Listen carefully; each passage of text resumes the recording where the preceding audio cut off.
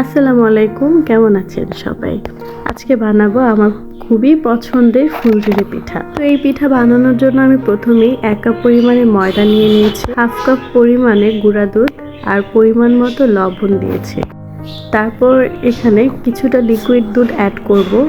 Liquid দুধটা দেওয়ার পরে আমি এটাকে মিক্সড করে নিব।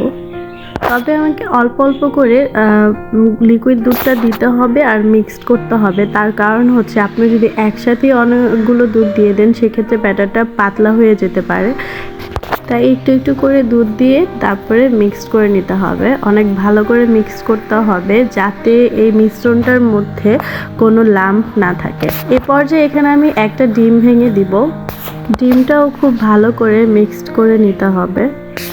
তারপর এর মধ্যে আমি স্বাদ মতো চিনি দিয়ে দিলাম। যে যেমন চিনি খান সেই অনুপাতে চিনি দিতে হবে। আমি আগে একটা কড়াইতে তেল গরম করে নিয়েছি। পিঠা বানানোর যে ঝাঁঝটা, যে ফুলের মতো এটা দেখতে পাচ্ছেন, এইটাও গরম করে নিতে হবে। এটা গরম থাকা অবস্থাতেই মিশ্রণটা এটার মধ্যে লাগিয়ে তারপর তেলে ছাড়তে হবে। এই যে, তাহলেই আস্তে আস্তে করে আপনার পিঠাগুলো ছুটে যাবে পিঠাটা ওখান থেকে। আর এই তো আমার অলরেডি পিঠা ভাজা হয়ে যাচ্ছে।